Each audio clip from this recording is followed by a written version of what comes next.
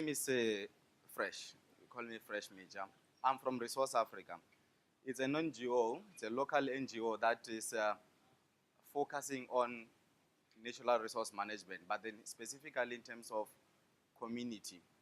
How can we get community mainstreams in natural resource management, but then our specific interest, how can community benefit from um, protected areas?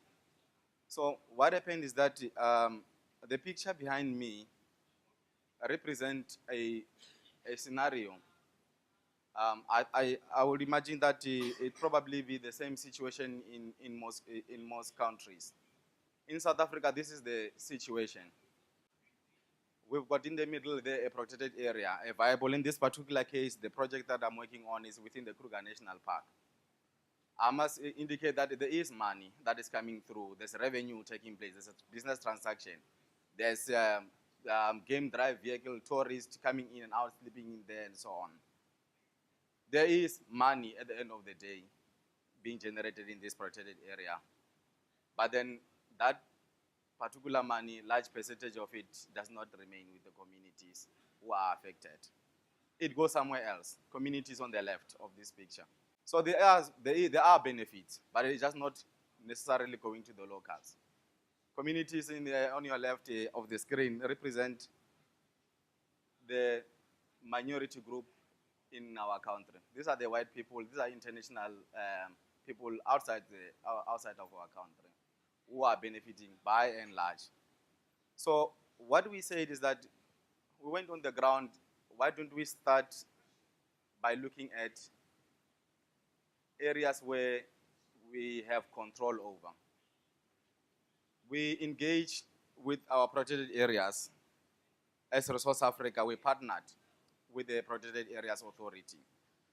Let us assist you in order to maximize the benefit into the communities. Give us an opportunity through what you're procuring, and so that we expedite the benefits in the community. But then how that happened is that we asked the question, what is the challenge? Why a large percentage of what you're procuring does not go into the community? When I'm saying protected area, I'm talking about protected area management authorities and private game lodges inside the concession, inside that particular protected areas.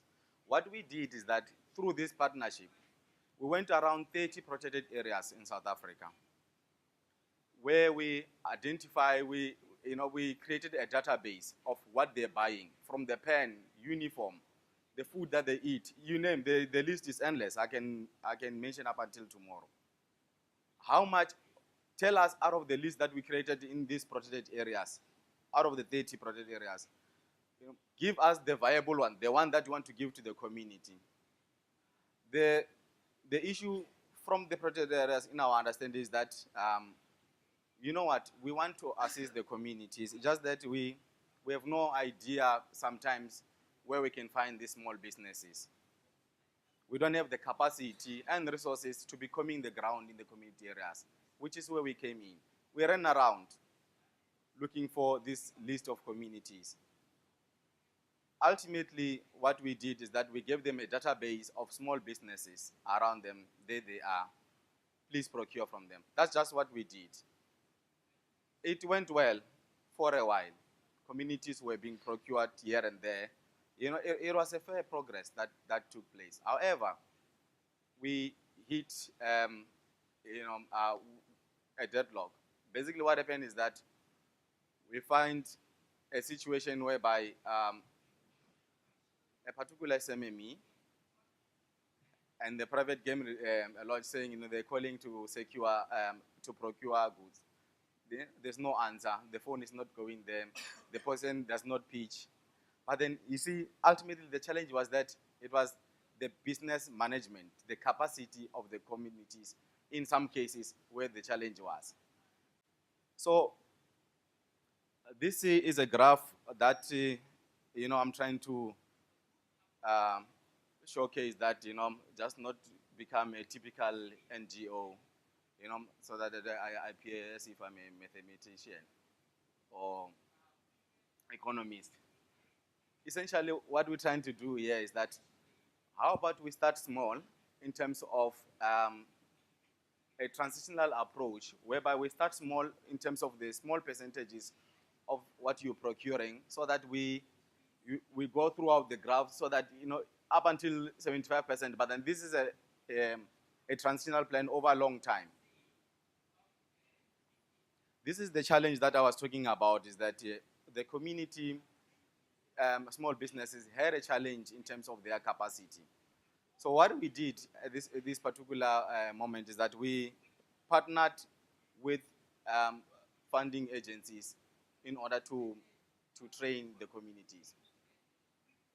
A different model that this is a different model from what we understood. What we did initially is that we were just identifying SMMEs and giving a listed database to the protected area, only to realize that there's more into providing goods and services.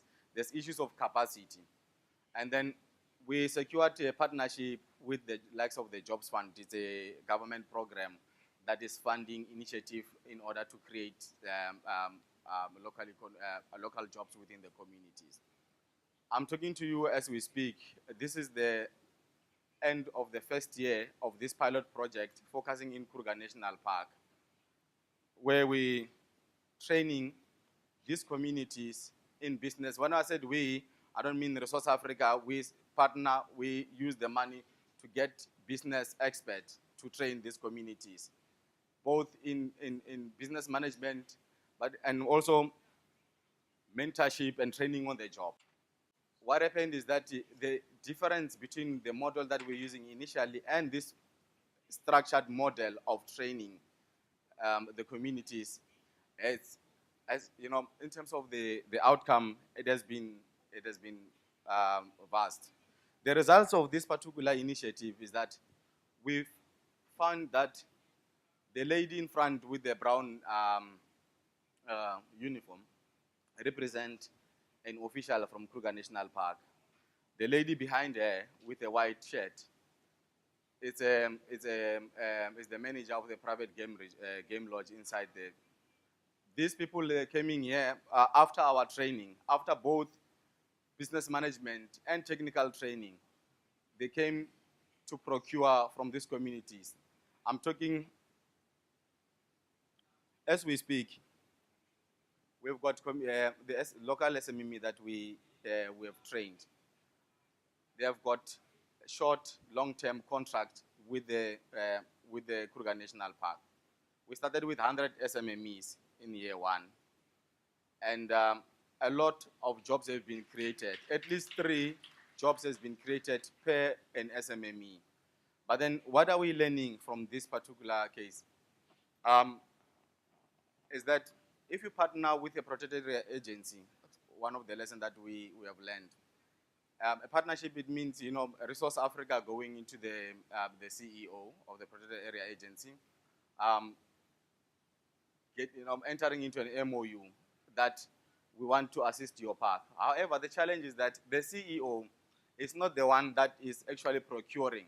There's various departments. The heads of department knows what they require and what they need to procure.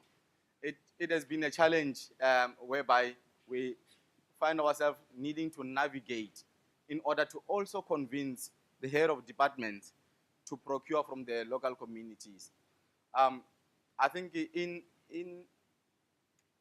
conclusion, what is important in terms of the success factors in this particular case is that it's important that the protected area ring fence a specific percentage of the procure, guaranteed that if you assist us and giving us SMMEs with the capacity, we guarantee this particular percentage of procurement from them. And I must be honest, it's not all rosy. Some of the SMMEs, after the opportunity that has been given, they tend to renegade or not provide a particular quality. So what we learn from that is that it's also important to, when you do the identification and securing the SMME, to target entrepreneurs, people who are passionate, people who have got the drive from the community.